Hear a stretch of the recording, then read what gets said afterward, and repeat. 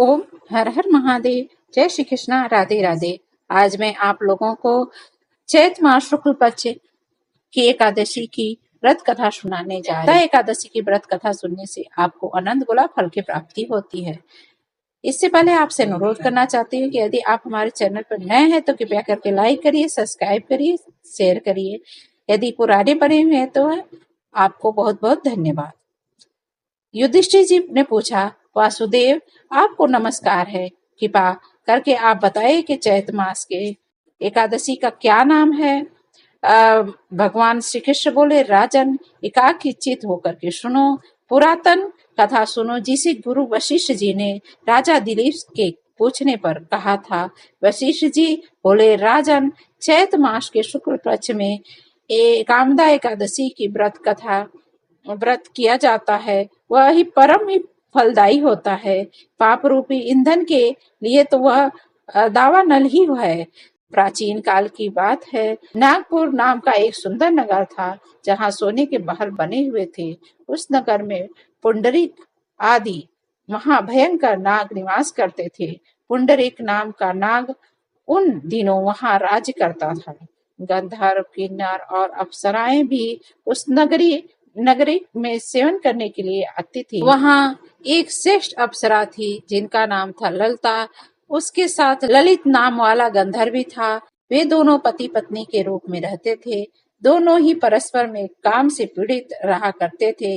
ललिता के हृदय में सदा पति की ही पूर्ति बसी रहती थी और ललित के हृदय में सुंदरी ललिता का नित्य निवास था। एक दिन की बात है, नागराज पुंडरी राज्यसभा में बैठकर मनोरंजन कर रहा था। उस समय ललित का गान हो रहा था, किंतु उसके साथ उसकी प्यारी ललिता नहीं थी। गाते गाते उसे ललिता का स्मरण आ गया, अतः उसके पैरों की गति रुक गई और जीभ लड़खड़ाने लगी। नागों में श्रेष्ठ कारकोटक को ललित के मन का संताप ज्ञात हो गया, अतः उसने राजा पुंडरीक को उसके पैरों की गति रुकने और गाने में त्रुटि होने की बात बता दी। करकोटक की बात सुनकर के नागराज पुंडरीक की आंखें क्रोध से लाल हो गई। उसे गाते हुए कामातुर ललित को श्राप दिया, बुद्धे तुम मेरे सामने गान करते समय भी अपनी पत्नी के वशीभूत हो गया है, इसलिए राक्षस हो जा। राजा पुंडरीक के इतनी बात कहते ही गंधर्व राक्षस हो गया। भयंकर मुख, विकराल काले और देखने मात्र से भय उपजाने वाला रूप, ऐसा राक्षस होकर वह कर्म का फल भोगने लगा। ललिता अपने पति की विकराल आकृति देख मन ही मन बहुत चिंतित हुई। भारी दुख से वह कष्ट पाने लगी। सोचने लगी, क्या करूं, कहाँ जाऊं, मेरे पति से कौन सा पाप हुआ है। वह रोती हुई घने जंगलों में पीछे पीछे घूमने लगी। मन से उसे एक सुंदर आश्रम दिखाई दिया जहाँ एक मुनि शांत बैठे हुए थे। किसी भी प्राणी के साथ उनका बैर विरोध नहीं था। ललिता शीघ्रता के साथ वहां गई और मुनि को प्रणाम करके उनके आंखों के सामने खड़ी हो गई। मुनि बड़े दयालु थे।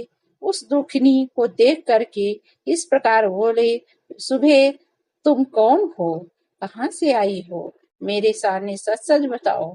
ललिता ने कहा, महामुनि, वीर धनवा नाम वाले एक गंधर्व है, मैं उनकी परमात्मा की पुत्री हूँ।